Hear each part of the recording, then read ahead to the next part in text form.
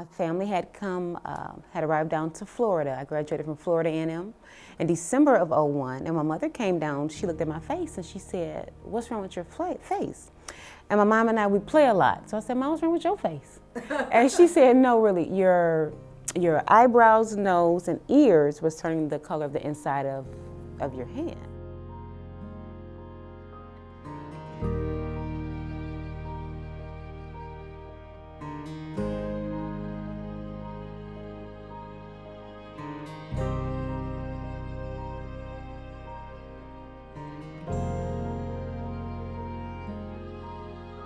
One of the dermatologists, when I walked in, when she looked at me, she said, "You have discoid lupus."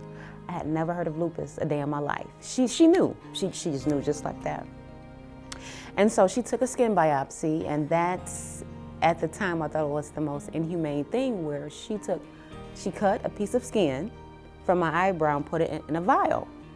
And she said, "Well, let's see if you have it eternally as well." So she did the blood work, and February 4th, 2002, I got the phone call that I had tested positive for discoid lupus of the skin and systemic lupus of the blood. And I never forget it. You know, some things you just never forget, and I forget a lot. But, you know, just the process and how you felt. When I was on the table and she was doing the biopsy, a single tear fell out of my eye, and she said, the doctor said, "What's wrong?" I just couldn't articulate, you know, what I wanted to say. She said, "This is a lot, isn't it?" I said, "Yes, ma'am, it's a lot," because no one ever tells you to prepare for a chronic illness. They say, you know, do your work, get good grades, you know, mind your manners, respect your elders, but no one ever says that you may have a chronic illness. So,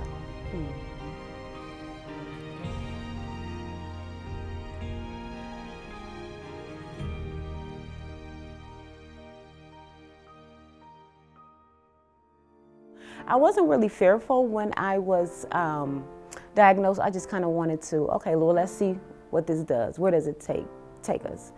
So that February, I lost 30 pounds in 28 days. The lupus rash continued to be more prevalent on my face.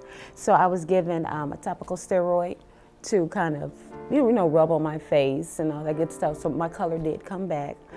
My knuckles had swollen just so large. Of course, I couldn't put in any jewelry or anything like that, and the fatigue was overwhelming.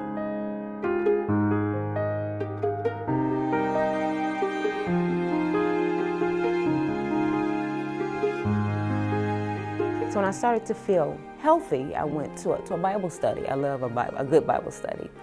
And the pastor asked, if tomorrow was your last day on this earth, what would you do? So I thought about it. I hemmed and hawed to myself, and I said, you know what? I would travel the world.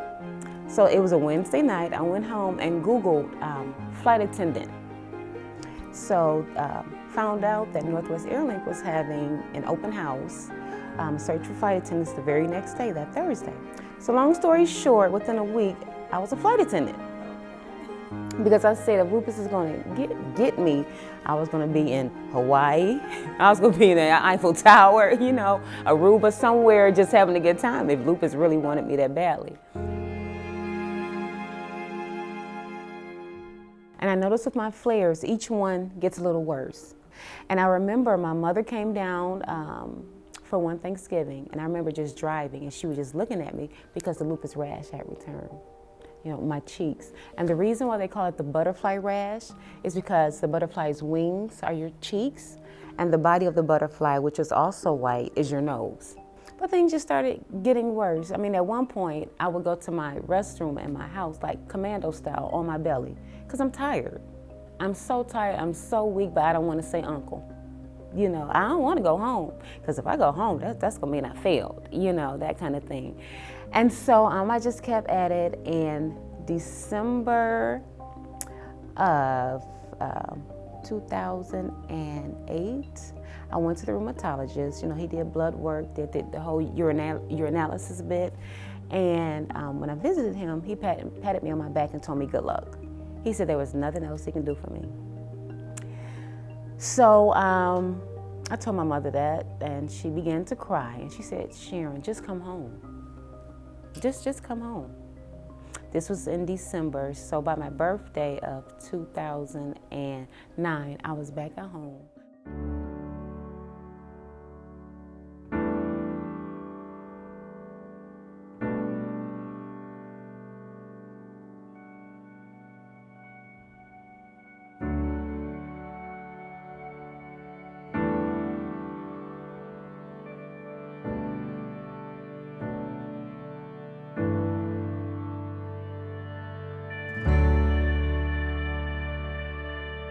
Our mission is to make lupus warriors in Michigan as comfortable as possible.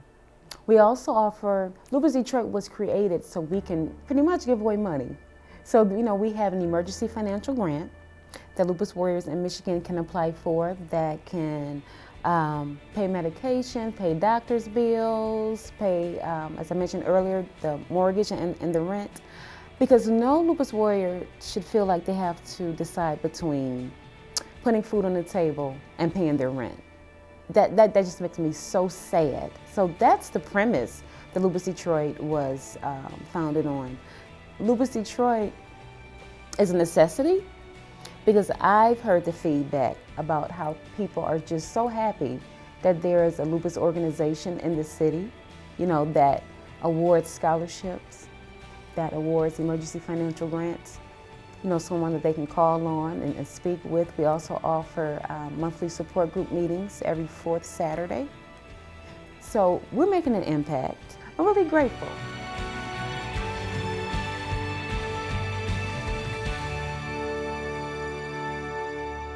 Hi, my name is Sharon, and I have lupus. I've shared my story, now you share yours.